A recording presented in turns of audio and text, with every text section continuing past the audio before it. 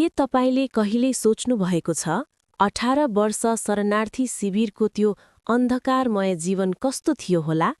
भुटानको गाउँदेखि नेपालको शरणार्थी जीवन हुँदै अमेरिकाको समृद्धिसम्मको एउटा अविश्वसनीय यात्रा।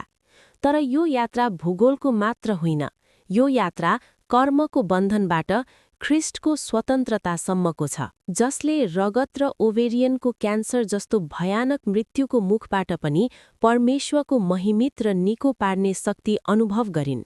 धर्म र सम्बन्ध बीचको फरक के हो? तपाईलाई यसको उत्तर लेखिका मर्सी खरेर बिष्टको जीवनले दिनेछ।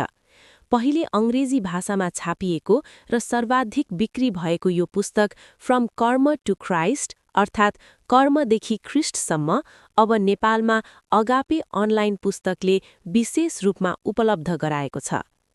आजै onlinePustak.com मा जानुहोस् र अर्डर गर्नुहोस् वा 9709080703 मा कल वा मेसेज गरी आफ्नो प्रति सुरक्षित राख्नुहोस्।